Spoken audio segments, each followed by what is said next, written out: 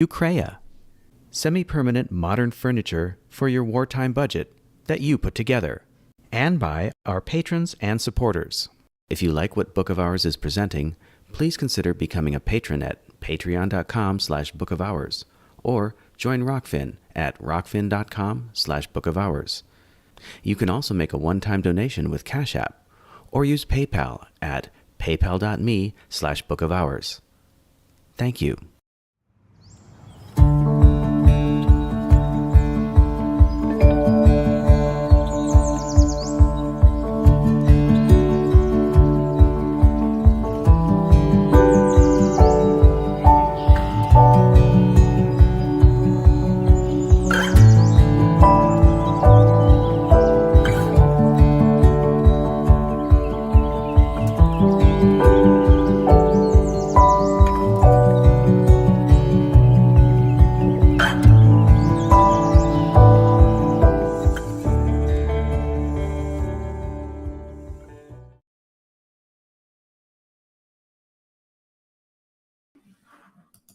And I always forget to do that.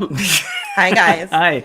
It always confuses me because it says show on stream, and I think, oh, it means You think that you're already there. I'm already there. Now and then it's nothing but a big orange screen of jellyfish. Yeah. So yeah. Welcome to our episode of Bookmark and our jellyfish. I don't know if you guys caught our intro. JP did that this morning. That was pretty funny. Well, we picked up a new sponsorship with Ukraya. So for all your furniture wartime needs. Yeah, your semi-permanent modern furniture for your wartime budget. Right. Mm-hmm. Do you want to put on chat in case somebody decides to chat with us? Yeah. Okay. So you guys don't know this, but IKEA had a theme for Generation X, which is what I am and he is. They did? Well, you told me this earlier. Oh no, not IKEA. In the book, Generation X. Right, in the book Generation X. They Right. They refer to IKEA furniture as semi-permanent Swedish furniture. As the semi-permanent Swedish furniture that Generation X seemed to be buying. Yeah. And happy Saturday to you too, my good friend. How are you today? Yeah, happy Saturday. Thank you for joining us. All right, so we're going to start off by giving some shout outs to some people that have inspired us, encouraged us, kept us from running out into the street and pulling our hair out. People who keep us grounded, people who support us, and people who we consider friends. Mm-hmm. We consider everybody that I'm going to be talking to, we consider them a friend, even though one of them is the last one is I've had some interaction with her through Twitter, but before she was deplatformed, but other than that, that's about it. Mm-hmm. But I still have a lot of respect for her and consider her a friend because I love the work she does. So the first person that I want to mention is Lynn Taylor, who we have hosted on this page and on this channel many times. Mm-hmm. On our pull quote series. Hello, hello, Venus Starshine. Hello, how are you? We're Sean, catching you live too. Yeah, so we're actually live today. So this is good. So right before, as JP was making his silly little introduction, which if you guys didn't see it when this is over, go back to it. Go back and watch it, and you can see his design next skills. Week I think I'll feature next time I might feature some of the highlights of the catalog from Ukraya. So from Ukraya. Yeah. So while he was doing that and I was preparing for the show today, mm-hmm. I got an email from our good friend Lynn Taylor, who hosts a channel called The Liberty Bells on Facebook and on Rumble and I'm sure there's plenty of other channels out there that she's on, and she does the radio show and all that stuff. Mm-hmm. And what she sent me was an hour-long discussion that she and her partner her partner at Liberty Bells had regarding the Silicon Valley Global Summit. And this is all regarding how they're going to move forward in education. And what I have seen of it so far has basically chilled me to the bone.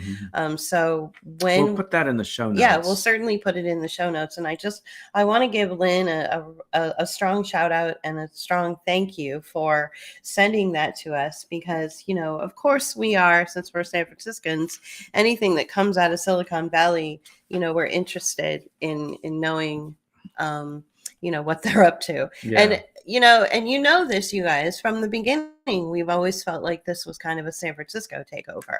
A lot of the communitarian attitude and a lot of these public-private partnerships and social movement themes and organizations sort of were San Francisco was the birthplace for all of this, even down to your attitude and the way you interact with people socially at work, or even just in a social setting. So we're seeing a lot of that, and a lot of that's been incorporated into the educational system, which is something that Lynn was going over in this great video that she did on her Liberty Bells show. So please, go to Liberty Bells. You can find them on Rumble, and you can find them on Facebook. The second person that I want to give a shout out to is Julianne Romanello. So we consider Julianne a friend as well. She's also been on Pull Quote. She's also been on our show. And I would like to really just congratulate her and commend her on producing her second video in the continuing education of the sustainable development language.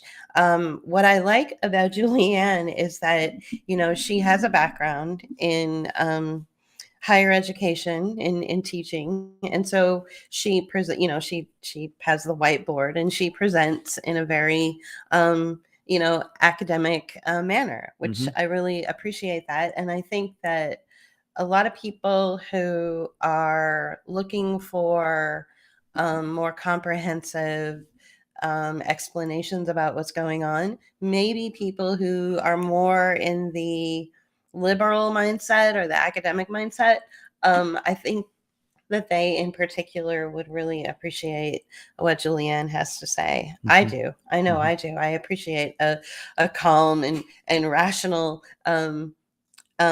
interpretation of what's going on. And I think that, we all can agree that once we understand what's happening in the world, and once we have educated ourselves, then it doesn't seem so scary. It doesn't seem so intimidating. Wouldn't you agree? Yeah. I think so. Once you know what's going on, then you can anticipate things. You can put ideas together and synthesize information so that you can kind of understand better what maybe the bigger picture might be, rather than taking in like individual ideas that may scare you to death. Like I heard something today, and we can talk about this in a bit, but they were talking about something that sounded really fucking scary. I don't know how true it is. I've been hearing this rumor for a while, so we'll see. But if I didn't know what was going on in the world, and other things that were happening, I would take that grain of information and get a little panicky. Right. So please go to Hearts Over Hexagons on Hearts Over Hexagons. Want to make sure I get it right. Yes. Hearts Over Hexagons. Okay. Go there, and it's on YouTube, and take a look at part 1 and part 2. And if you can just sit down and watch those 2 videos, then you might start to understand when you step outside your door and you see all these changes taking place. You might be able to make those connections once you watch those 2 videos. The third person that I want to give a shout out to is Josette. I've noticed that over the last year or 2 that the language with people that we're connected to on social media has gone from, oh my gosh, I'm so frustrated, to here, let me inform you. Let me present the information to you. What you do with it is really just up to you. And I think Josette is a master at that diplomatic way of sharing information. I'm in the middle of writing a work of fiction, and I put it on the shelf for a few months, and I'm starting to get really inspired. And for those of you who are patrons, you get to read that bit of fiction that Julie's been writing. It's she has like, what, I don't know, 10 installments so far.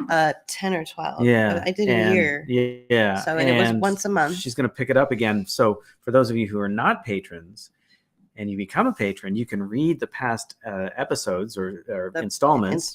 Yeah.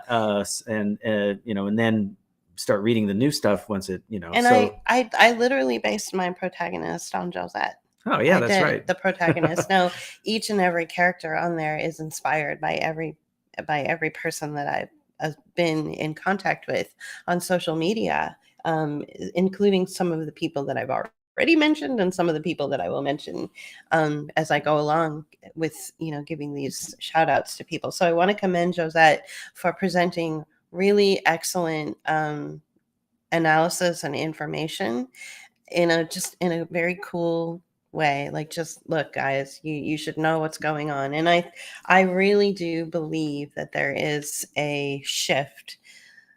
People are starting to really get it, that it's not what you think it is, that this is definitely a financial reset. Well, it's a big financial Julie, reset. I think it's a really great reset. The fourth person that I want to mention right after Josette is Frida. Now, Frida is, Frida just came off of a 30-day ban. So sorry on about Facebook. That. So another thing I need to mention is that a lot of these people that I'm going to give shout outs to, unfortunately, social media, especially Facebook/Meta or YouTube or even Twitter, sometimes they have to go into the timeout corner for a little while. Yeah. But Frida, so when Frida, so did we. Yeah. Were we in a timeout corner? We were in a timeout, we were in a timeout corner right here on YouTube. Yeah. For those of you watching YouTube, we were out for a week. Yeah. But what Frida does is when she's on timeout, she continues to watch and read what's happening with her connections on social media, and she'll email us and she'll say, did you see this or did you see that? And oh my gosh, you mentioned this and I was just thinking about that. So that kind of engagement and encouragement just really helps us keep going. So we love Frida for that, because she's not shy of just shooting an email. I get an email get lots of emails from her. The fourth person, or the fifth, I forget where I am, but is Juniper. So Juniper has been, one thing about Juniper that I've noticed is that she's like a dog with bone. Once she finds something and she's passionate about it, she will dig deep. She will get in there and just root out what's going on. And so lately, all of Juniper's information that she's been sharing on her social media page has been about Ukraine and what's going on in Ukraine. And I have to say that, I appreciate that, because that's not my wheelhouse. That's not my forte. So if I can read a quick post or a quick social media statement, or even a link to something that she posts, or a video, that shows, hey, look, this is what's really going on. You're not going to find this anywhere else.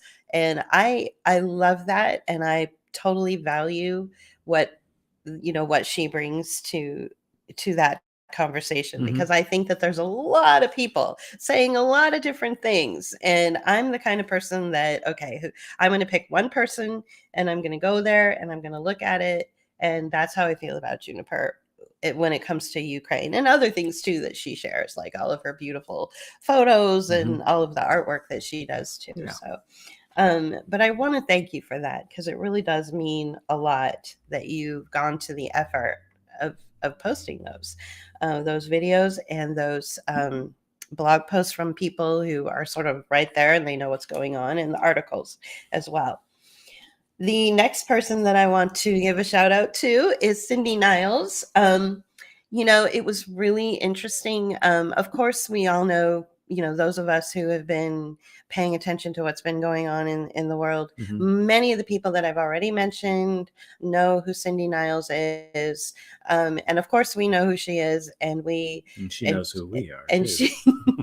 she knows who we are. But one thing that I thought was really cool is Cindy was recently on recently interviewed by a woman by the name of, and I'm so sorry if I'm butchering your name, Tamora, and I won't even try to pronounce the last name, but it starts with a Y. And Tamora, I believe that's how you say her name, has a YouTube channel, and she has a very low subscriber count, but Temora. But I first started watching Tamora because she was sharing the story of a woman by the name of Angelia, and Angelia had uh, come down with Guillain-Barre syndrome, I believe. She was having some kind of adverse reaction. And so Tamora was documenting this woman's physical deterioration. And I found that was so incredible, because it was somebody who was just a regular person that took it upon herself to document this other woman's tragic circumstances. Mhm. And so I followed Tamara because of that, and I was really delighted to see today that suddenly she had Cindy Niles on her channel. So she and Cindy Niles had a 2-hour conversation, and Cindy has been really good about, discussing basically the bottom line. I think from what I get with Cindy is that, look, you guys, what's happening in Australia could potentially happen in your area as well. What do you think? Yeah, I think what's going on there is a good I mean, I don't benchmark. yeah, and the thing is this stuff is I think here's what I think is there's there's a lot of shit going on all over the world, in different countries are receiving different versions of it, and I think these are all tests that they're running, or ideas, or campaigns that they're running. And so the Australians get one version of it, we get another version, that the Italians and the English get their own version, and who knows? I mean, she even said that too in her conversation with Tamora, that each country, each vicinity is going to respond to and cover the various financial rollouts in different ways, depending on their economies and their culture. Mm-hmm. Yeah. So, but I think ultimately what we can see with Australia is it was pretty brutal. The lockdowns were really brutal. We witnessed another Australian that we follow, Vanessa Valentine, do a lot of live feeds. Like, you guys, you need to know what's going on here. And she lives in the San Francisco of Australia, in Melbourne. Right. And she lives in Melbourne. She lives in Melbourne. And so does Cindy as well. She lives I think she does live in Melbourne, because she was talking about that as well. And both Vanessa and Cindy. Yeah. So and, I want to thank you. Like for that. here, San Francisco and Melbourne are just like getting it up the, so. We should have Cindy on. Yeah, right. Yeah, maybe on Full Quote or something. Yeah. Right, because somebody else mentioned that to me too, who I'm going to be giving a shout out to in a minute as well. Yeah. So thank you, Cindy, for your friendship, and thank you for providing, such a wealth of information, and we're thinking about you. We know that you had a recent loss, and so we want to let you know that we're thinking about you in that sense as well. So I want to thank you for that, for bringing such value to the platforms. And I know it's hard because you keep getting banned like everybody else, and I think that the actual our takeaway from the banning is that obviously you're doing something right when you're getting banned all the time. Well, the only reason we got we don't get banned so much as we get squashed.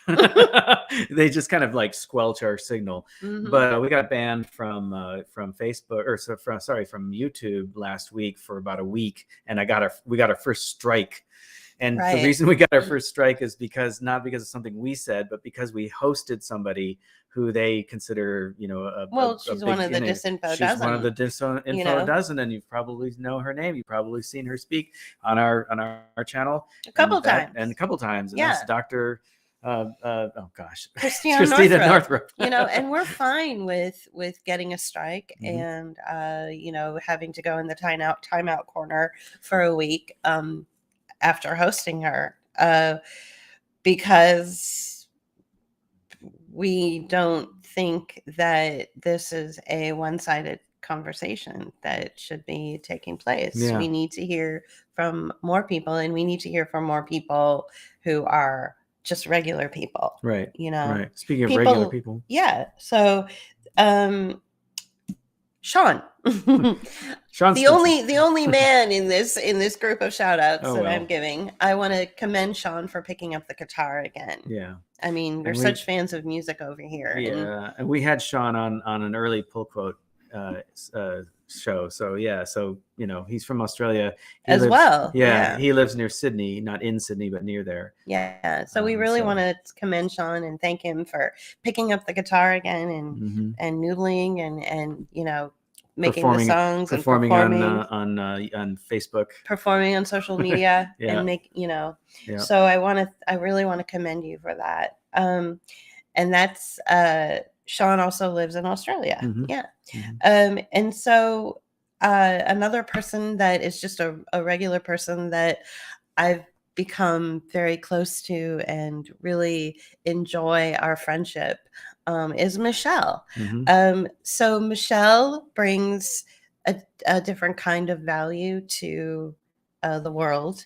She has spoken in front of the school boards, and I know you're listening. So if I'm getting it wrong, please correct me, Michelle. Well, I want to make sure I get it right. We played a video of her speaking in front of a school board once. That's right. Yeah. She has written numerous letters. She is the one who informed me about the lawsuit in New York that's going on. If it weren't for her, I would not have even known about it. She has also beautified her area.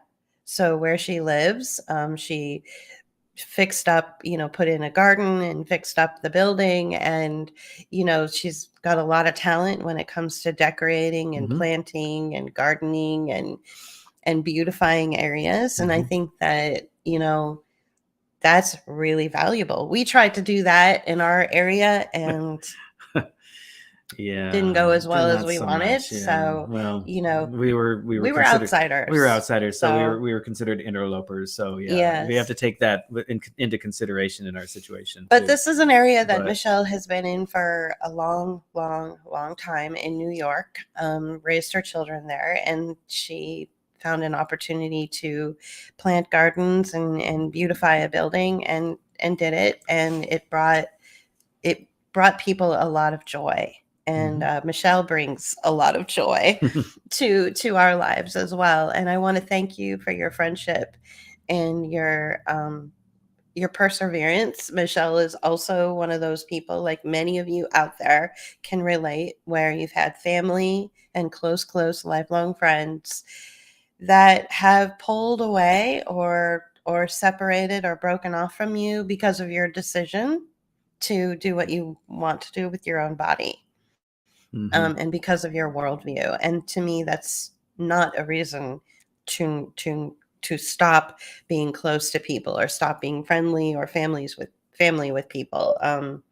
There has to be better reasons to break off relationships than that, right? In my opinion. Yeah. And it usually has to do with abuse, so I don't think that, what's been happening to a lot of our friends, including Michelle, is really fair. Yeah. When your sisters and brothers and parents and best friends for life have suddenly just ghosted you or pulled away from you because of your worldview or your choices over your own body. Yeah. And then last but not least, and this will segue us into, the topics. I have a little shout out too. Oh, so okay. You want me to do mine before you go to this last one? Sure. I want to shout out to Live Alive, who's a supporter and friend. And she's been keeping us up to date on what's going on in California. And telling us some stories about some recent information and sharing with us some stuff. So that's cool. Thank you. And then also Lance, who doesn't usually watch, but he's in Arizona right now, but he's in San Francisco and keeping us up to date with what's going on there too. So, Lance is a great friend. So Live Alive and Lance are people that we've known, like we know in real life. We know in real life. Yeah, they're real friends. Yeah. The last time I saw Live Alive, we went to a farm sanctuary together in Northern California. And it was super fun and really precious. And it was for my birthday actually, and it was a nice birthday. So the last person that I want to give a shout out to, which kind of segues us into our discussion, is Naomi Wolf. So the Naomi Wolf hosts a platform called Daily Clout, and what she has done is she has been able to generate a staff. She has a staff of people. I'm not sure if it's her staff or a staff of volunteers. A staff of volunteers. So we're talking researchers, lawyers, people who have researched the law, people who have researched constitutional law. And in her latest video, which was dropped just 2 days ago, she discusses the ingredients in the Moderna vaccine. So one of the most, devastating and horrific disclosures ever. And she disclosed this information with poise, with, keeping her emotions in check, even though you could tell from the look on her face that she was devastated. So I want to recognize that, because, this kind of information that's being released bit by bit by Pfizer and Moderna as a result of FOIA requests, as a result of the FDA putting pressure on the organizations to release the information, or as a result of, it just leaking out somehow. It's pretty devastating. And to communicate that information calmly, instead of going, I really want to commend her for that. So I wanted to end my shout out segment, which took a little bit longer than I thought it would. Wow. Half the show, Julie. Almost half the show. Well, we don't have much else to talk about. So whatever. Well, I mean, I think we could probably, we have lots to talk about, but I wanted to end it with that. So Naomi Wolf, if you're out there, if you ever watch Book of Hours, hats off to you for delivering such devastating news with so much poise and so much grace, and God be with you. So, and it's good. It's good that the stuff's coming out. Michelle, you can see Naomi's presentation on that. Just go to YouTube. It is called The Daily Clout. You can put Daily Clout. You subscribe and you'll get all of her latest there it is. You'll get all of her latest videos that she uploads. And I think she has a Facebook page too that you can follow. You were talking about people being banned and their stuff taken down. I don't know if she's had stuff taken down yet. Even worse. So she got taken off of YouTube, didn't she? She got taken off of Twitter. So Twitter, yeah. Here's what happened to her. She went public and with some pretty strong language about the countermeasures and the various methods by which the health departments are saying that we all need to stay safe. And I'm just going to keep it really vague. And she also mentioned a particular ingredient. You don't have to say it, because... right. But one of the things that she mentioned, which is why she was instantly deplatformed off of Twitter. Now we're talking a verified account. We're talking somebody who wasn't she a blue check? That's what I mean by verified. Yeah, okay. She had the blue check by her name, something like probably close to 1 million followers, incredibly influential, has a team of researchers and experts behind her, has hosted, people who, for all, for everything that you see on these platforms, most of her guests are, like Harvard educated, they would fall into the liberal sort of New York Times or NPR type of guest that you would expect. Right. So for her to be deplatformed was really just shocking. And Yeah. it's because one of the things that she says, and she talks about this in her latest video, is, and I don't mean to sound disgusting, but those who have taken the countermeasure are expelling things out of their body into our water systems. So I'll just leave it at that. Yeah. And you can just kind of Yeah. take it from there. Well, Like, go look at the video too. Yeah, just watch the video and yeah. you'll see what I mean. Yeah. And you know, I do have to acknowledge that this is also, in kind of a different way, this is also something that Alison McDowell was talking about, where you and we've noticed it already happening with our water system here in our community, where there are certain tracking methods put into place to track wastewater.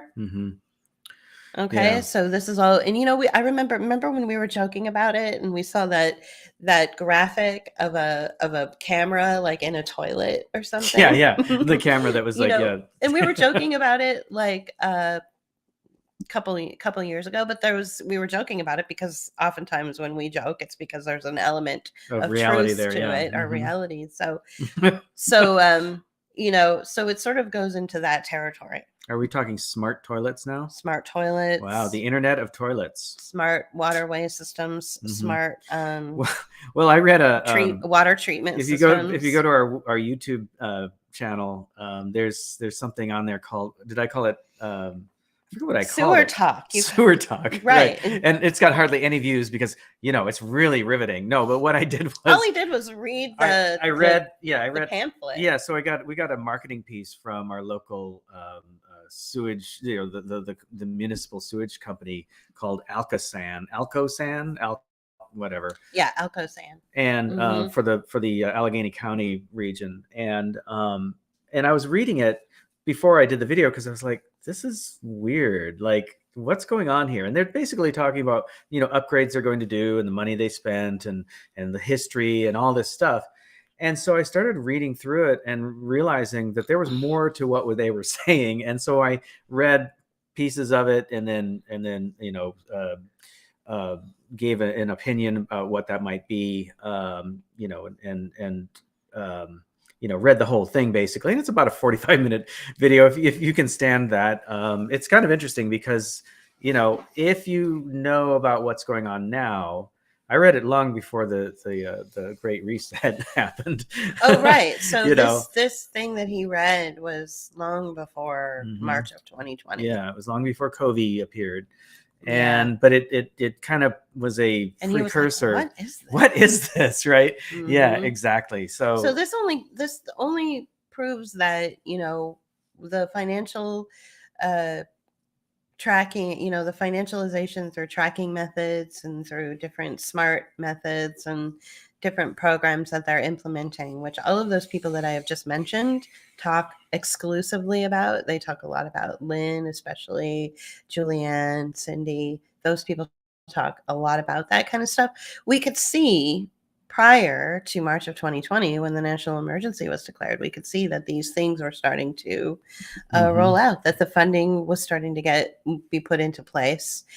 Funding sources were starting to become transparent in the reporting in your municipality. That's why they sent out the marketing material regarding the most people probably plant. Tossed it, you know, like, so, you know, whatever. Yeah, but because of who we are, we found it to be curious.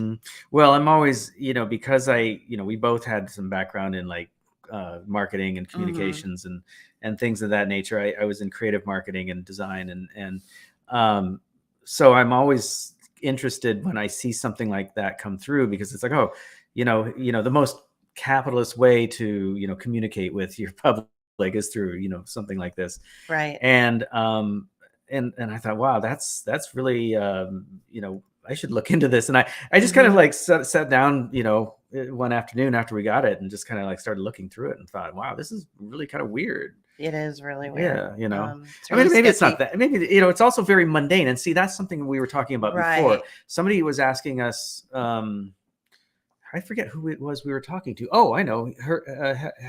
Hervorier. Hervorier. Hervorier. He was asking us on his radio show a while ago about you know, the horrific things that are out there. Like, what do we see out there that's like really scary? And I said the most scary things are the mundane things, the Right. things that are every day taking place in the background you don't pay attention to. Exactly. Those are the things that are, you know, going to get you.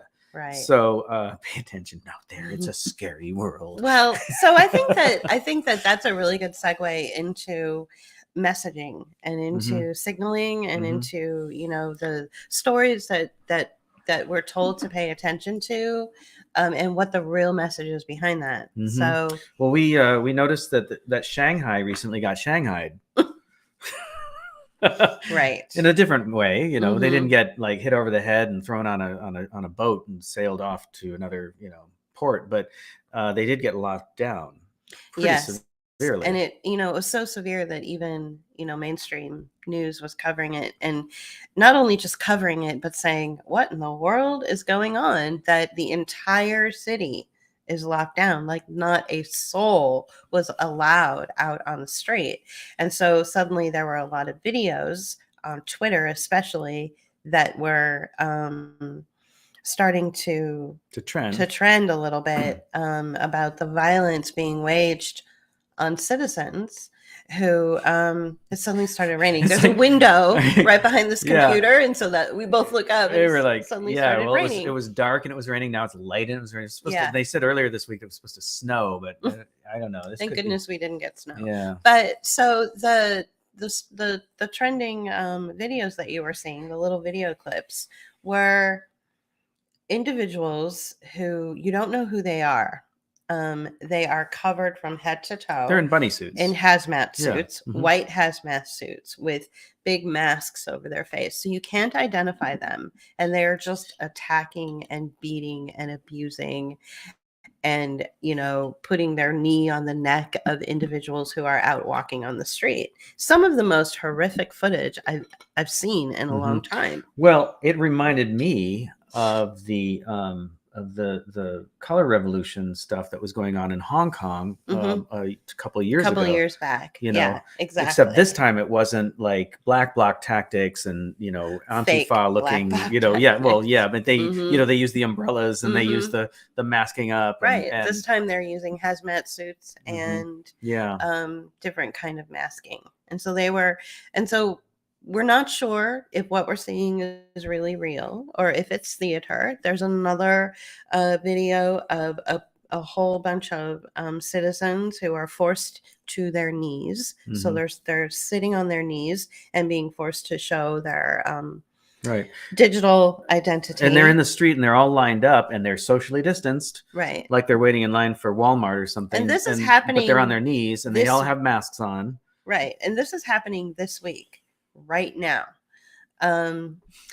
So what this Michelle was saying is they were taking children away from families. They stopped doing that. Right. So they announced this week that they're no longer doing that. Yeah, and it stopped. Okay, yeah. Okay, good.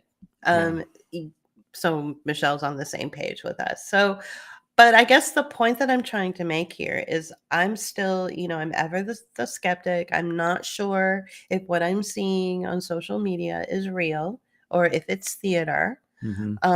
There's even there's even drone footage of Shanghai where the streets are completely empty. And then you have some really, you know, moody music that's layered over this video, which is what we often do in our video essays. Right. We like the moody music. And I look at it and I think to myself, because I'm a creator and because we make videos, I look at it and I go, well, they've really improved CGI lately. You know, how do we know that those streets are really empty that I'm right? Oh yeah, that one was during the daytime, right? Yeah. How do we know? I mean, CGI is an incredible tool. Yeah, It's an incredible tool for people who create videos. Yeah, those who know how to use it. I don't, but yeah. but So Michelle mentioned the robot dog. I saw that one too with the loudspeaker on the robot dog. right, and there was also a helicopter with Right. a loudspeaker going on, and the helicopter was saying things in Chinese, and it was translating to, suppress your soul's desire for freedom. was literally what it was translated to, and I had to laugh as well but then again, when you do translate Chinese language into English, it does become very poetic and flowery when you do a literal translation from one to the next, right? Suppress your soul's desire for freedom. It's so silly. So again, I watch these things, I read these tweets, I'm not exactly sure if what I'm seeing is true. But one thing that I do pay attention to is something that JP reminded me of, which is that Shanghai is it's a financial center. Is a center of finance. Mm-hmm.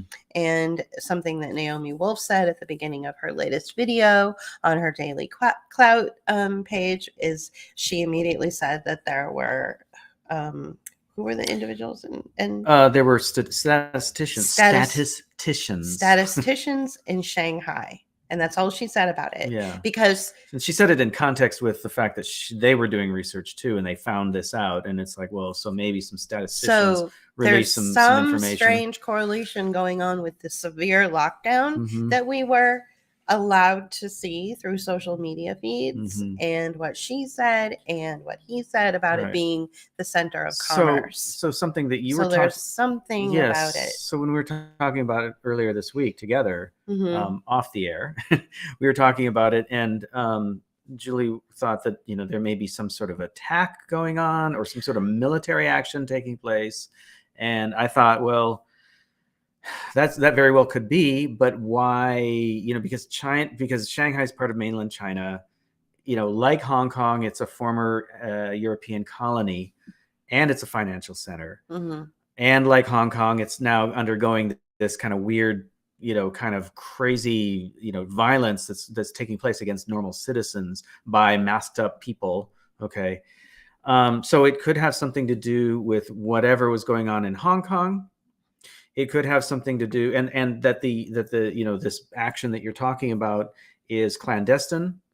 Okay, right. That the invasion is through individuals who are local and who are agents provocateurs, have been paid, who may have been trained by enemy forces. I don't know, but also it could be something to do with the financial institutions in Shanghai, which are based there. It's an international financial center, and there's a lot going on with money and finance in the world right now. Right. So what we witnessed in March of 2020 with being told by our local representatives that we needed to lock down and shelter in place and not go to work and pull our kids out of school, those are all the tactics that your local government and your local representatives would tell you to do if you're under attack. Yeah. Stay home, stay safe. You're under attack. Right. Enemy has come in and occupied our land, our territory, and you are under attack. So every single thing, once again, I keep coming back to this. This is a military operation. So when I'm witnessing the video feeds and some of the tweets and the different language that's coming out of the severe lockdown that took place in Shanghai this week, the first thing that I went to was, are they under attack?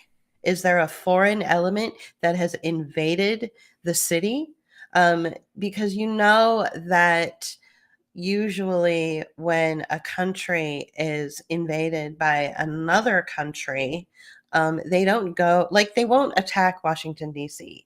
They'll attack, New York.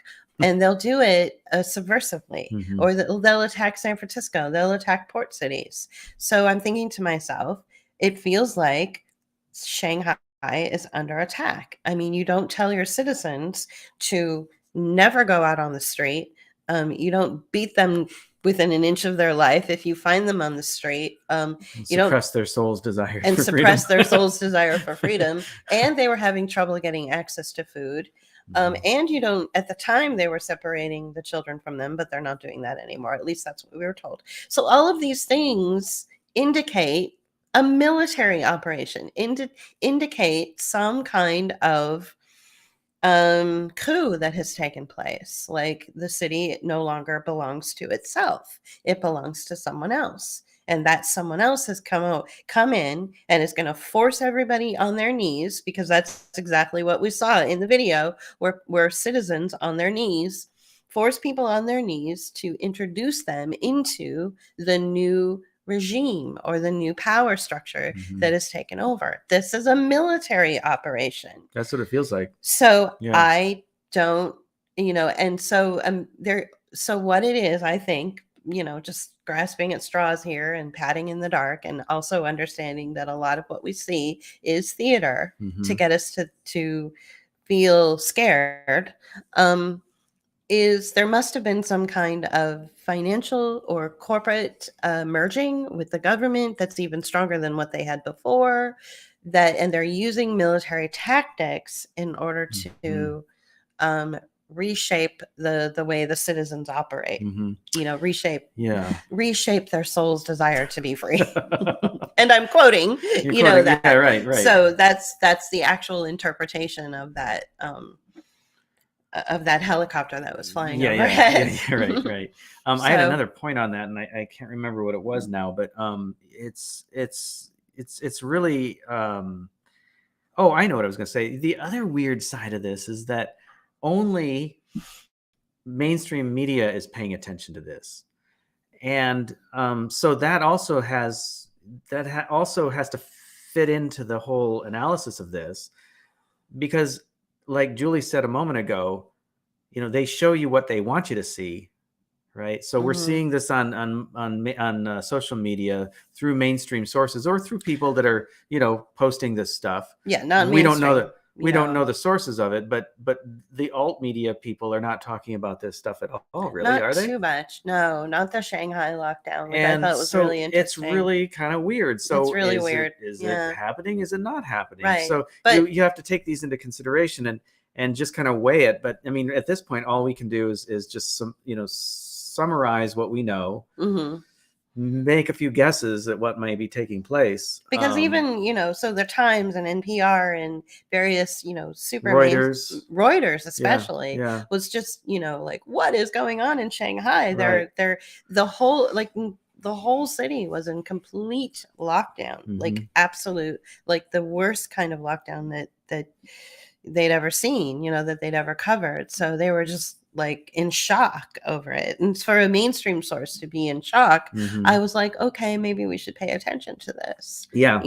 Yeah. Because they usually don't get that hyperbolic about things. No. I mean, they would, you saw how much mainstream media justified the sheltering in place and the lockdowns and things like that, and the closure of businesses, and the forcing of people to work from home, and the forcing of children out of school. You saw how they justified it, and how they curated it, and padded it with all sorts of feel-good language. That did not happen with Shanghai. Reuters was like, what is going on? Why is this happening? Like, that was pretty much their response to it. So, and that's what gave me pause for thought, was how surprised they were. Speaking of surprises, no, we're not at all. We're talking about the meaning behind these trending stories. So that's one of them. Oh, hi, Josette.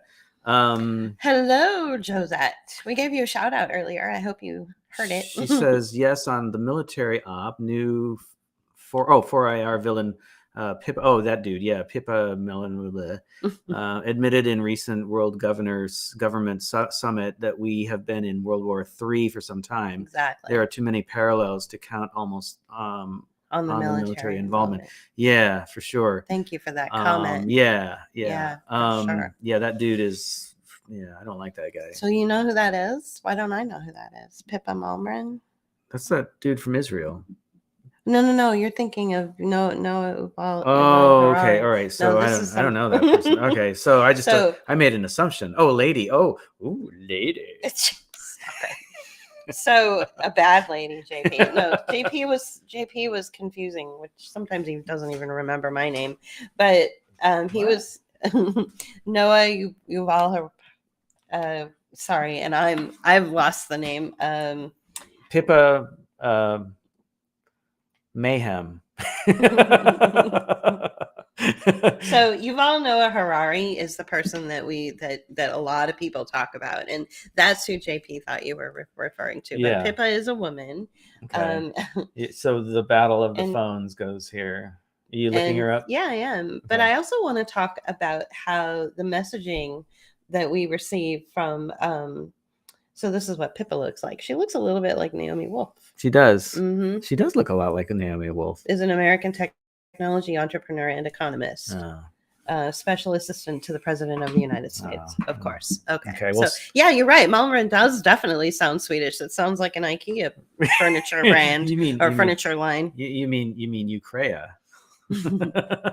So one of the things that we noticed, and I mentioned this in an audio before, and I'll bring it up again for those who didn't listen to the audio, is that we've been watching a show on Netflix called Inventing Anna, and it's basically about a woman by the name of Anna Sorokin, whose claim to fame is that she was able to dupe the 1% of New York. I'm gonna cough, so if you want to take over. That's what the cough button is for. Sorry, I have a tickle in my throat. That's right. That's okay. It's a good show. We don't know how true it is. Right. Once again, I don't even know that. I feel like it's very meta. Like it's a story within a story. Right. Within a story. Within a story. and so what we've been noticing is these stories and these people who are trending out there, like Anna, and what was the other woman's name? The other woman's name is Elizabeth Holmes. Oh, the blood device. Theranos blood, yeah, device. She's trending. She got busted, for straying off the path and taking money the wrong, and like not doing what she said she'd do with it. And so same thing with Anna, taking money, duping the 1%. See, the problem is when you dupe the 1%, that's when you get into trouble. Yeah. It's okay if you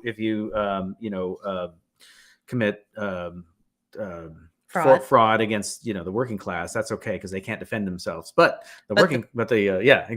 But the minute you do it against the 1%, or the minute you do it against Silicon Valley. So this is what's really interesting about these two stories, which I'm not even sure that I believe that they're real. Either one of them. Right? Yeah. Okay. So, Anna Sorokin allegedly defrauded the 1% of New York around 2017. And she is of the same age range and the same sort of background that Elizabeth Holmes is. And she also defrauded the Silicon Valley like class around 2017. Both childbearing age, both, interesting, beautiful women, young women who had a vision. Right. The story goes that they had a vision. So I'm thinking to myself, why is, this demographic being vilified, being villainized in entertainment media on both Netflix and Hulu? It's like they got you covered on Netflix if you're a Netflix person, but if you're not a Netflix person and you're a Hulu person, then they got you covered over there. They want to make sure that any young woman of a certain demographic and age with a vision is villainized. Like that's my takeaway. Vilified. Or vilified. Villainized. I like that one too. Villainized. Well, they're turned into villains. Yeah. What about Amazon? Are they going after anybody in particular? I don't know. Yeah, they should. So. They should, because they got to cover all the bases. Yeah. So I think that the goal with a lot of these stories, including what's coming out of Shanghai, and obviously what's coming from the entertainment industry, is that and then who else is trending? Julian Assange. Right. He just got married apparently. Right. So all of these stories are trending to tell you something. Right. There's a message behind these. Don't have a vision, you know. Don't fuck with the ruling class. Don't fuck with the billionaire class. You know, and so the story with Julian Assange is that he was given like somewhere like 15 minutes to say his I do's to his wife, his bride, and they were married. So I don't really pay attention to the man. I pay attention to the message. Mhm. The message is that in the National Defense Authorization Act, Barack Obama signed a law into place that said you can target and disappear citizens of the United States. Target and disappear people. That's my takeaway from the Julian Assange story. So all these trending stories are really allegories of what we've been dealing with ourselves. They're just allegories of legislation that's been passed. You know, you were in March of 2020, you were targeted and disappeared. No, I appreciate you recommending it, Josette. Thank you for recommending She knows how we feel about Corbett. Thank you for recommending that, though. We're trying a new thing on. We're trying you know, gratitude, and something that Michelle has been talking to me about, you know, looking, you know, being grateful for you know, for what you do have. And Julie, you know, be more kind. Yeah.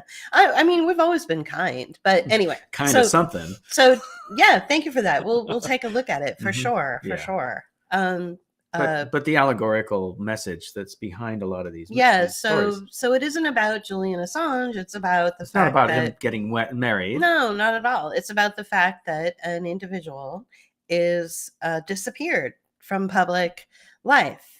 And you were all disappeared from public life as well in March of 2020. And it was legal to do so thanks to Obama. This is a military operation. This is, you know, World War III that we're in. And I just keep coming back to that. I don't really think too much about a health problem or a health scare. I don't think too much about dissident journalists getting married, or even whether, you know, Silicon Valley girls who dropped out of Stanford created Theranos. I don't really care about that. What I care about is the meta story. The meta story. Right. So yeah, the background. Yeah. Yeah. Something else that's trending that's really kind of weird. And yeah, speaking of fog of war, is Biden. Now, I've seen some bad acting, but my God, Obama gave a really horrible performance the other day, and so did Biden. Although Biden's kind of good at it.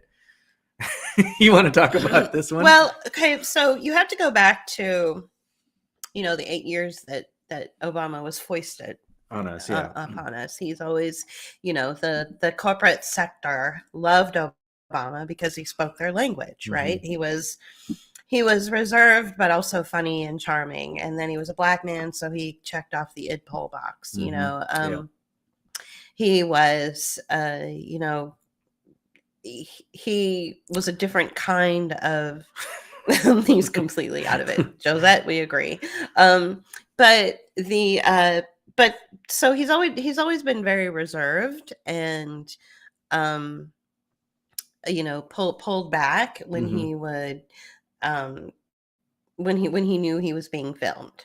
And the recent video of him shaking hands with people at an event, at some sort of event where Joe Biden is walking around like he's lost and like trying to like get into conversations as if he's at a networking event and he doesn't know what he's doing. Right. You know, and then Obama has this giant hammed up smile and he's just like overly, you know, glad handing people glad handing, which is totally out of character for him. Right. So I thought, okay, this whole thing is theater. Yeah. Like, you know, it's just, you know, and here he is, like, he's like looking at, you know, Biden's looking at plants and like wandering around and talking to himself and mumbling.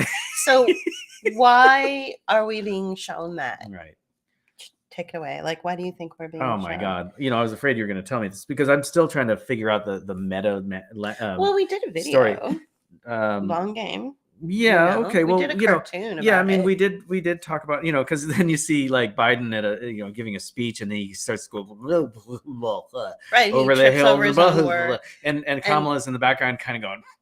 Yeah, Kamala's laughing at him in the background. So, and then there's these other things that have been going on, like there's clearly, I think that there's a fight going on in the background. I think that the Kamala camp is trying to edge in, to gain power over Biden's camp. And because there was one thing where like he signed something and she was in the background there, doing the vice president thing, just standing there. And he basically he dissed her somehow. He either like walked in front of her, or he did. I forget what her. He snubbed her somehow, and and it was obvious what he had done. So she was being snubbed.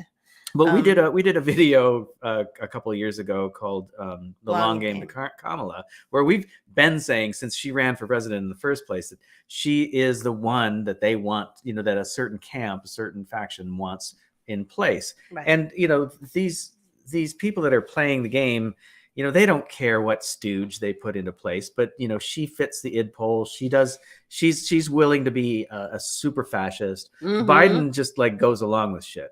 She's like ready to take the she's like, oh, we're not being authoritarian enough, right? Like, and she'll take it to levels that will chill you, right? And because anyway, well, go ahead. She's a cop. She's a cop, right? Exactly. And now that A.O. Mussolini has come of age and is Literally. old enough, is old enough to A.O. Mussolini. That's A.O. why I'm Mussolini, doing it. yeah. AOC. Yeah. And just genuflecting like in front of the video all the time, right. like just being really super fascist. Yeah. And gesticulating. Did I say genuflecting? You did, I'm sorry. yeah. I'm sorry. Gesticulating. Well, just performing. Yeah. It's like she watched old videos of Mussolini or Hitler. Right. Well, now she's old enough to be vice president. So we can get a fascist pair of identity politics, politicians, identity politicians. How about that? Into place, and they are both willing, able, and ready to adopt a fascist attitude and action against the people of the United States. It's true. Yeah. So I think that there's a lot of things going on here. Clearly, the people who are in charge are laughing at us because of this whole Biden bullshit that's going on, whether he's acting or not. Right. I think that he has never been very good at speaking in public. They always have used him to be the junkyard dog and the guy that like puts out the most just nasty legislation proposals and speeches against the working class and the poor. He's vilified people. But then comes along and says, "Oh, I'm working class just like you," But then he brings out these things, and he's the one that introduces them. Whether he has the brain capacity to understand what the fuck he's talking about doesn't matter, because he knows how to talk that way. He talks good. He talks real good. But so what I'm saying is that like cynically trying to relate to the working class. He does that, but that's just part of his shtick. But so they've been using him for different roles over the years, because they've also called him, Dumbass Joe or Dimwit Joe or whatever they call him, right? He's always been the one that performs the gaffes in the political, sector. That is true, yeah. Yeah, and so that's why people were really surprised that he got the vice presidency when Obama was elected. Yeah, because he's such a silly. Right, but they needed that shtick. They needed that sidekick. They needed somebody who would go along with the bullshit willingly and happily, and that's been his role since he was a senator, right? And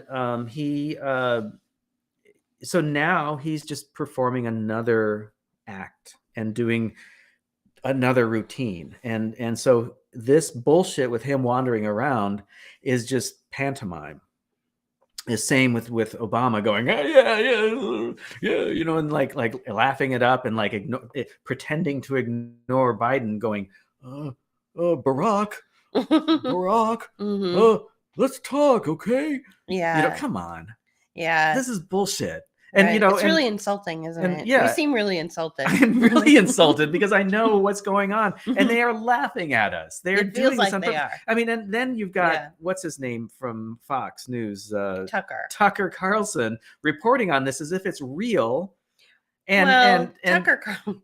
and I see, don't the think thing he is, thinks anything's real. well, I don't know, but I feel that when he did that report, he reported it in such a way to indicate that he is part of the apparatus. Mm. He is also telling you that this is a real thing, and that what the fuck. Well, that was his attitude. What the fuck?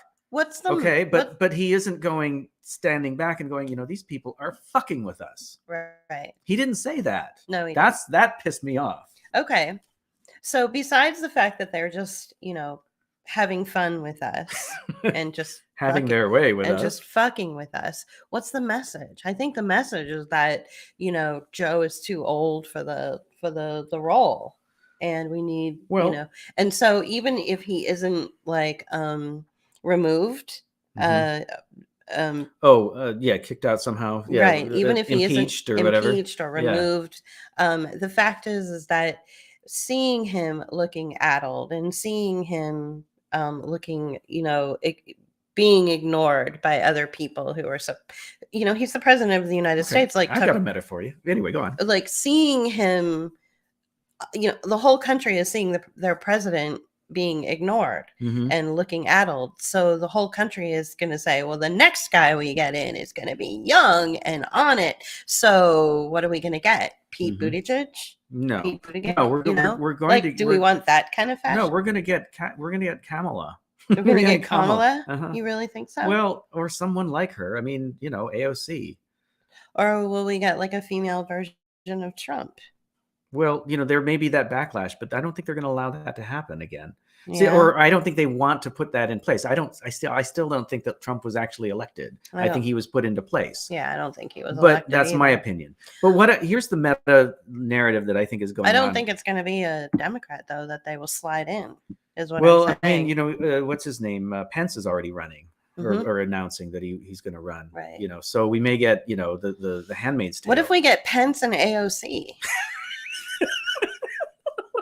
You mean running against each other or no. Together? Pence is, well, we can't have Pence as president because I think everybody is in agreement that they're sick of old white-haired right. men. So this is where I'm going with the meta story. And he can't be VP again. So. Yeah. Right. Yeah. Well, they're in different parties, and that's really rare. That has happened only a couple times. Oh, really? Yeah, it doesn't happen very often. Well, and especially now where the parties are so separate now. Are they? No, they're not. But they try to show you that they're siloed. Yeah. They really do. But in the past it wasn't so much. But okay, so here's the meta narrative I think that was going on with the Biden thing. If you think about like a lot of the language that's going on, you remember, okay, boomer, okay, that happened before COVID, right? Before COVID, and then COVID started happening, and guess who's being, the ones that are most affected by COVID?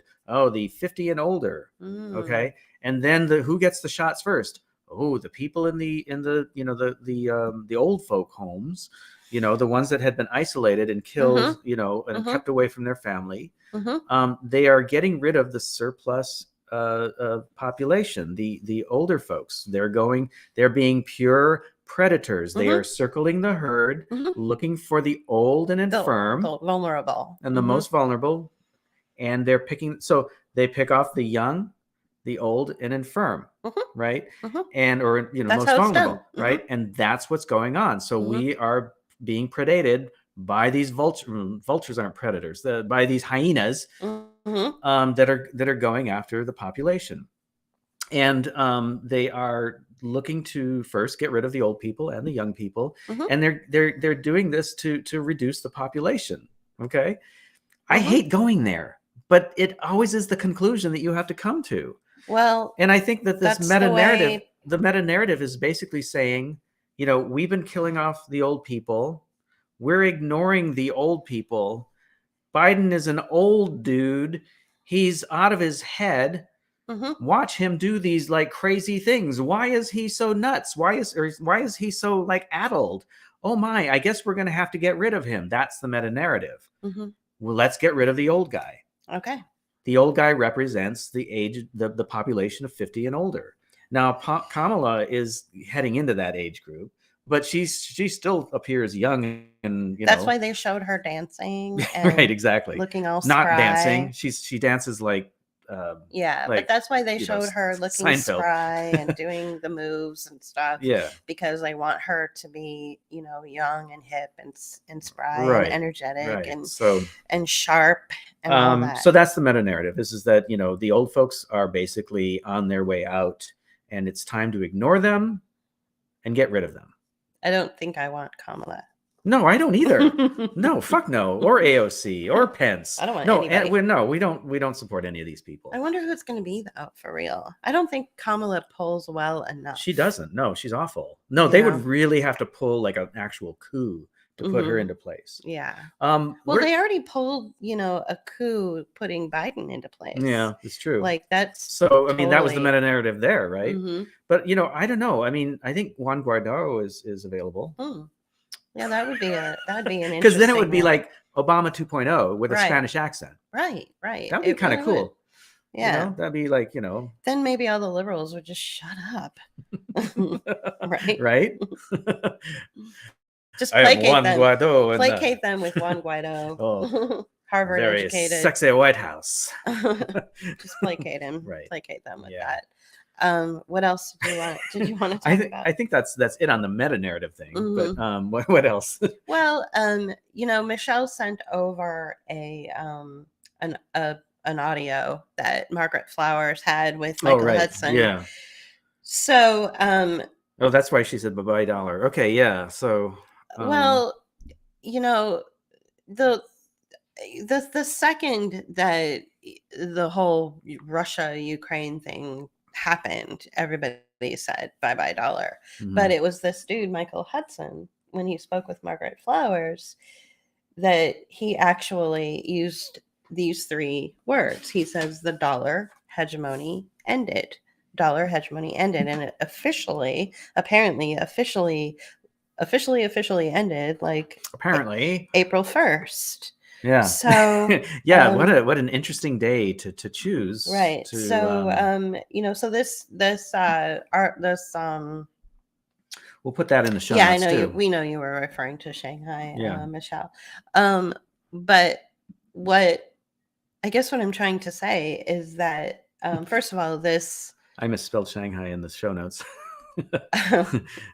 First of all, this conversation with Hudson and Flowers is really popular on Twitter.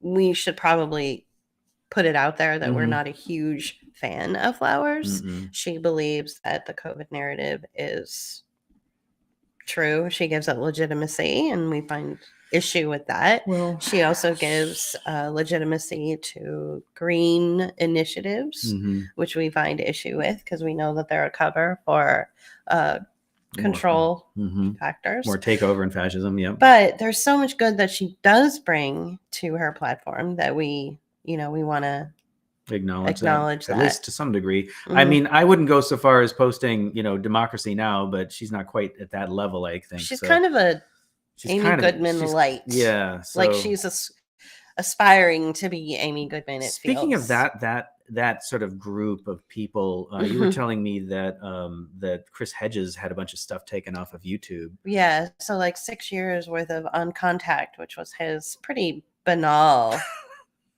Totally not offensive. We got a little information from that show. Yeah, we enjoyed it. But the one show that I was trying to find some information about that I'd heard got taken down like over a year ago. A long time ago. Yeah, and I was like, wow, that was weird because they had a particular guest and she was talking about a particular thing. And I went back to find out what that was because I was like, I can't remember exactly what it was. I went back to find the show and it was gone. Right. And this was before the YouTube removed 6 years of his work. Yeah. Like last week they did this. But anyway, do you want to get back to the whole dollar hegemony? Well, I mean, gosh, it's not really my wheelhouse. No, mine either. And I don't know if I really want to talk about but it is interesting to hear that perspective. Dollar is fiat. Yeah, right. That's what we know. Yeah. know? So Hudson. Yeah. Okay. Mhm. But something that is kind of interesting is the whole pulling back from social media thing. We've noticed a lot of people doing that, but we also saw this video with once again the Fresh Prince. Oh, right. You showed Will me a video this Smith. morning. Will Smith and Mhm. his lovely wife. You want to talk about that, and let's talk about like the kind of social media thing. What are you doing? Oh, I'm Are you thinking. thinking? Yeah, Okay. I'm thinking about the interaction, and I'm thinking about the segue from. Guess what, guys? The dollar is dead. Okay, let's talk about Will Smith. Yeah. Well, I did that on purpose because I like the vacuous more than the. So the story is that right. So Michelle says that Hudson claimed that, and I don't know if I really believe this. I don't either. I don't know if I believe that either. That Hudson claimed that the United States made it so that Russia couldn't even have access to their own gold. Yeah, I don't believe that. I don't think that that's possible. There's too many oligarchs in Russia. Well, yeah. Plus, with big guns. Putin has been working hard to to make a separation. And I don't know if I buy that particular thing. Yeah. Okay. So the story goes is that, or the little video clip that was out there, was that Jada Pinkett Smith went to her husband and said, and just shoved the camera in front of his face and said, "Don't you think that this individual," and I forget her name, "don't you think that this individual was instrumental in saving our marriage?" And then shoved the camera in his face and sort of put him on the spot. And he said, I don't like my personal life on social media. If I am on social media, it's on my own terms. Right. And then he said, social media is my bread and butter. Right. I don't like you just recording me without asking me about it. Exactly. That was really rude, by the way. Yeah. He said that to her. And so that, that kind of segues into, your energy, your capital, your what you put your energy into and how it comes back. I feel like there's another meta narrative out of this little squabble between Jada Pinkett Smith and her husband.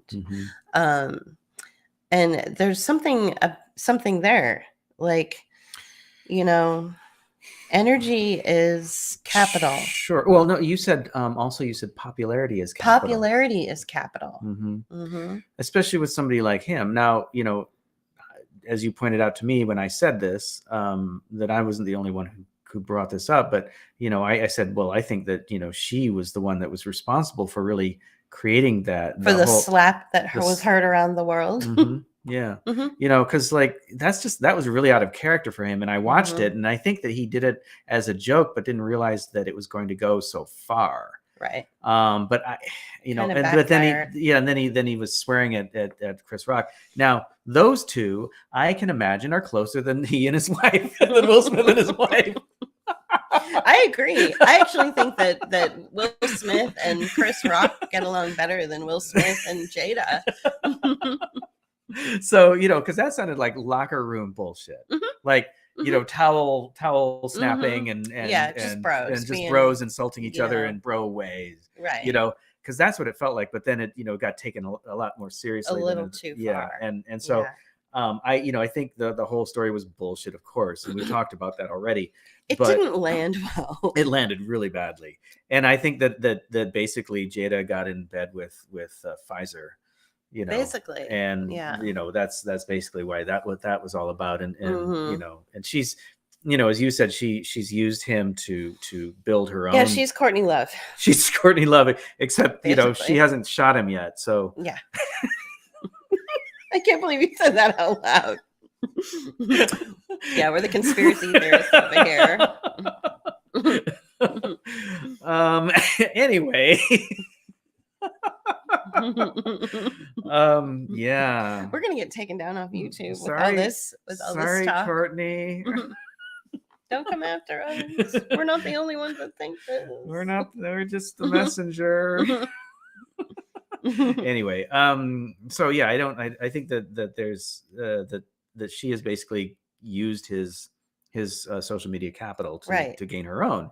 But Which segues into a more universal which narrative. is where our real house is. So go for it. Well, okay, so I mean, how many times do we not we don't, but how many times do The greater people we, yes. do people, you know, give their own presence rise by attaching themselves Uh-huh. to like a blue check or, you know, a popular Well, you know, this idea of like using other people to get more popular, you know, it's in all the social media and yes, and that's all social media it's is, and become I a think networking right, and I think platform. it's all LinkedIn. It really is. But I Yeah. think that, you know, this comes from the corporate world and from the show business world, Right. because, you know, it's kind of like that on steroids, don't you think? Yeah, and I notice whether people on social media realize it or not, they're adopting the character traits of what life is like in the corporate world. But instead of doing it through the context of like, I work in this corporate sector and I have this value system that the corporation and that middle management wants me to ascribe to. It's I believe this certain narrative and I am ascribing to this narrative and it is something that someone who and it's the same kind of Yeah, I remember you bringing this up earlier in the it week. feels Yeah. like I'm looking at social media, lurking, watching you all, and I'm like, wow, this is just like what it was like when I worked for the multi-billion-dollar corporation as Yeah. a staffer. Right. Huh, Yeah. interesting. Well, you know, you see these little like what is it? Meta call them the real life, or the they're sort of like the equivalent of TikTok videos. Oh, they're the reels. The right. reels, the reels, the real reels. You know, you watch these things, and it does feel like, and TikTok too. It feels like people are doing things to imitate something else out in life to bring, you know, attention to themselves, and Yeah. and some of them are good at it and some of them are not. Yeah, by the way, speaking of that, there was a Netflix movie that we watched last week, and it was really good. It was the one about making the movie during COVID. Oh, that was so good. So much better than Then the Don't one Look with Up. Then Don't Look Up. Yeah. So much better than As Don't far Look as like Up. a commentary on Mhm. life right now. I'll see if I can find Yeah, it. if you can find the Keep title. talking. Well, so there was one of the characters in, you know, it was this horrible franchise movie that was making its sixth movie or seventh movie or something in the series, and it was awful, purposely so, Mhm. because that was the whole premise of the thing. Mhm. But one of the actresses characters that they brought in as a character on the movie, it was a movie and a movie and a movie, was a TikTok star, and she had like, I don't know, like 3 million followers or something like that. So of course they had to bring her into some, you know, Hollywood franchise movie to bump up the you know, the views on the movie. And it was so meta, guys. it was really meta. It was There so much better than yeah, Don't Look Up. I wish I could remember the name of it. I know, I'm blanking on it too. Yeah. Maybe you should look under like recently viewed or something. Yeah, I'm looking. But it had a great cast. Yeah. And it reminded me of some of the other movies that are similar in fashion. There was the one, oh God, I'm blanking on it. It was For Your Consideration. Okay. Harry Shearer was in it, and it was one of those, you know, those like Spinal Tap, one of those groups, and The Bubble. The Bubble. That's right. That's so not the one he's talking about now, but the one we just watched. Yeah. Like last week, it's called The Bubble. And so remember when we were told that we couldn't see. I don't know if you guys ever picked up on this term because it was very much Apatow's movie. Yeah. Exactly. Yeah. So funny. But in the corporate sector, and in the sort of the managerial class sector, a lot of people were referring to not crossing bubbles.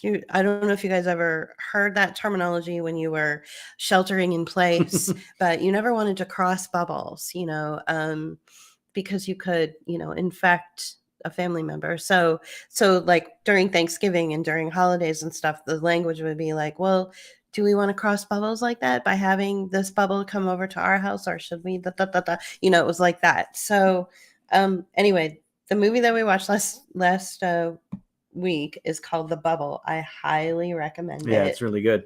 Mhm. It reminded me of like some of these other sort of movies about movies. Mhm. There's another one called For Your Consideration that I was just talking about, and Mhm. the director was Christopher Guest, Mhm. and Eugene Levy was a co-writer.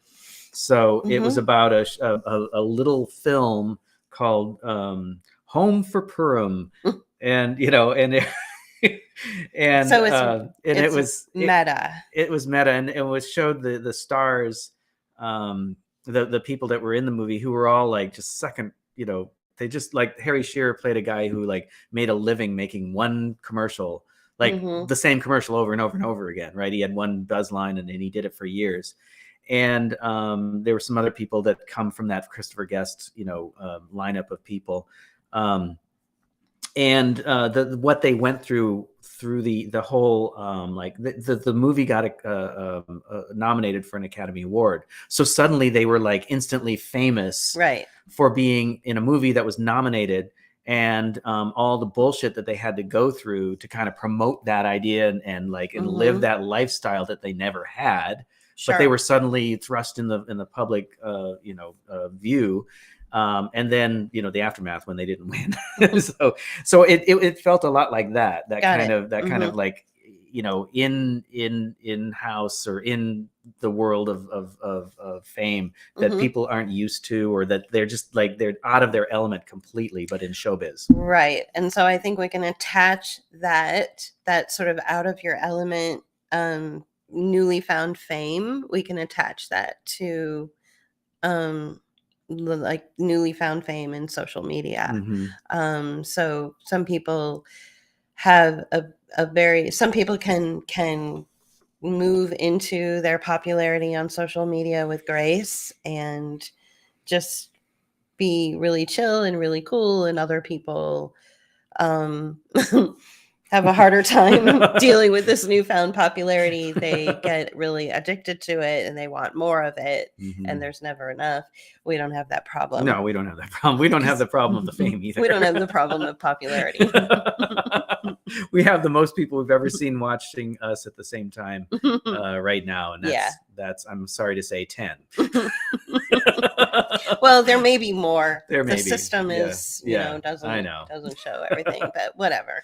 And it's not really about popularity. It's not about quantity. It's not about collecting energy. It's about quality. And the people that I mentioned earlier that I gave shout outs to, these are all quality people that have inspired us to keep going, that have inspired my creative piece that that I shelved for a few months, and that I'm starting to fall in love with again. Thanks to you guys. Yeah, and I've always loved that piece. I'm waiting for the next installment. Oh, that's sweet. Yeah, and I don't. The cool part is I don't have to become a patron to read it.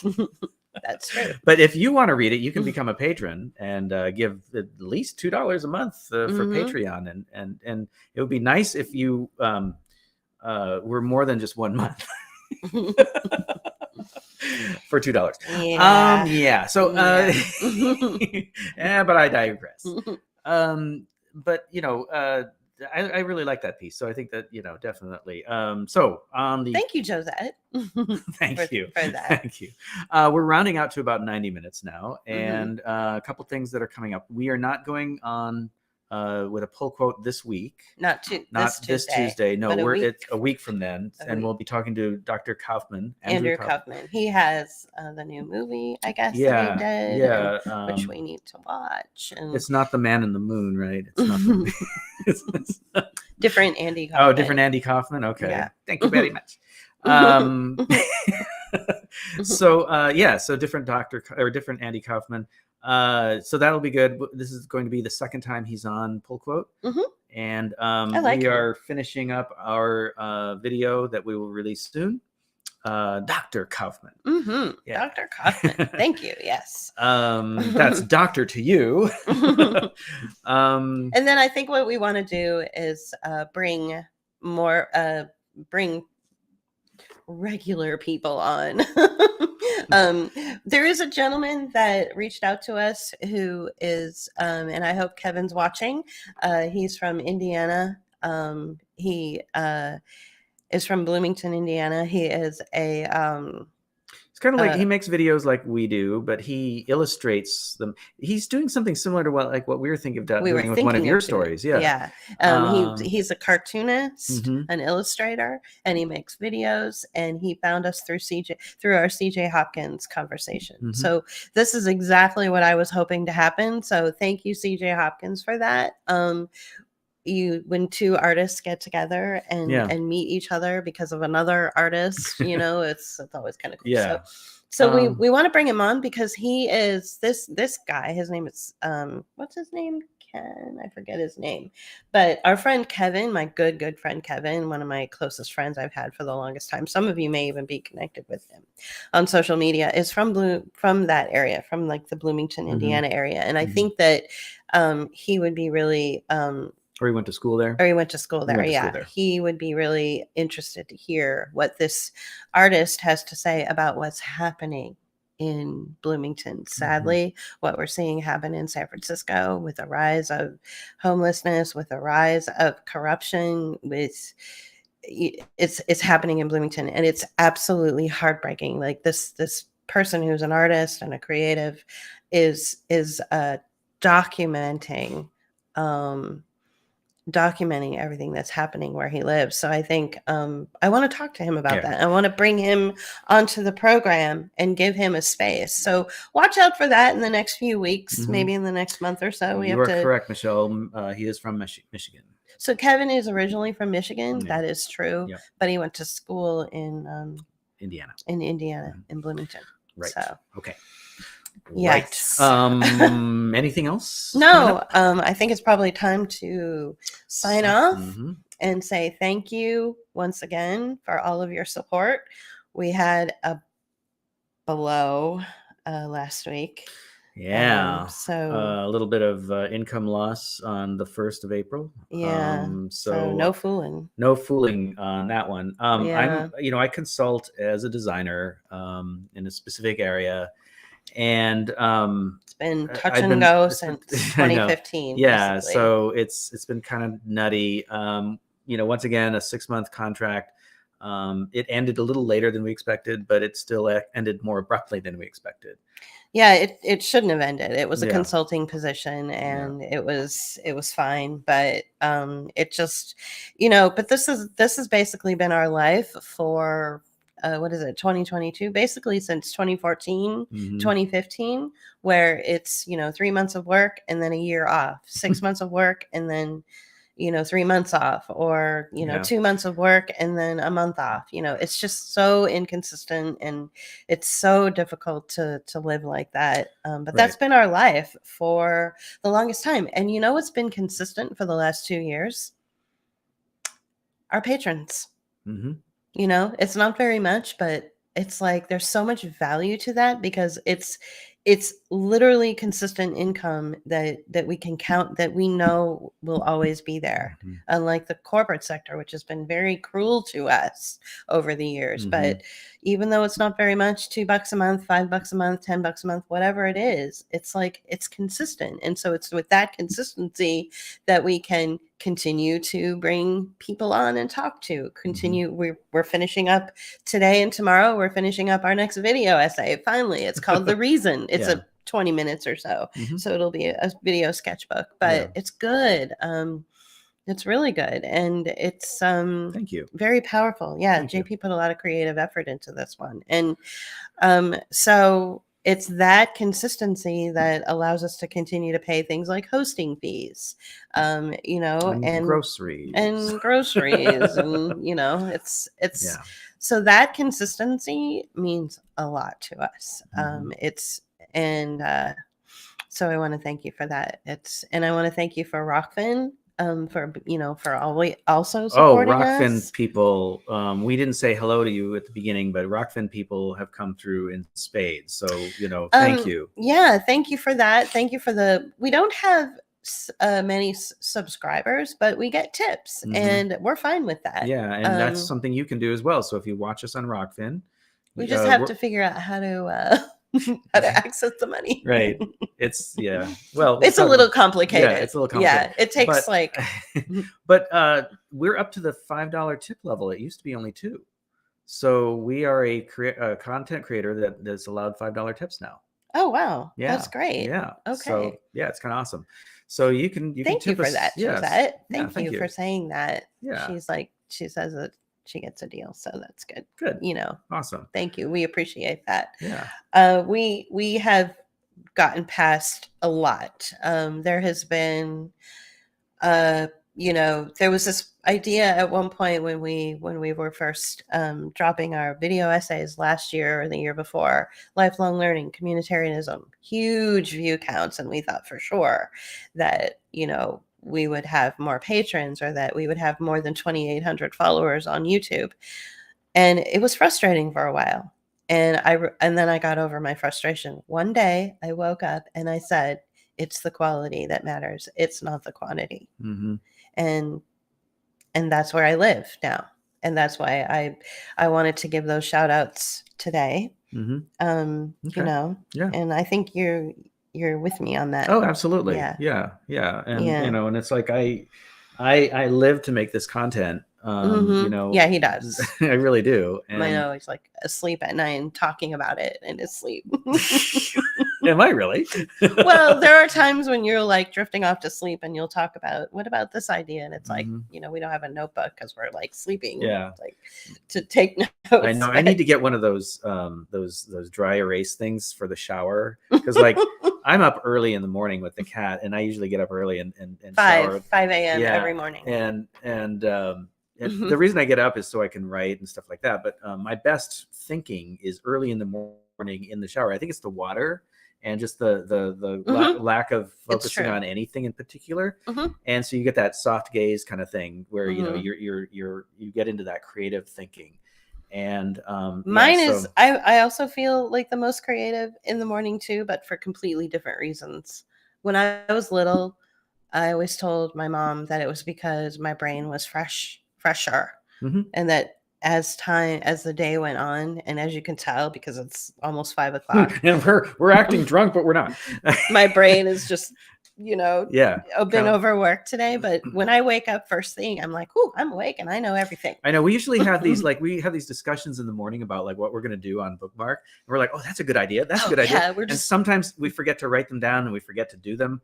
And then by the time or if we do write them down, we're like, what the heck were we talking? What were we talking about? And we're like, it's hard to like get into the conversation. I don't understand what I'm reading. The camera goes on and it's like, no, that's not true.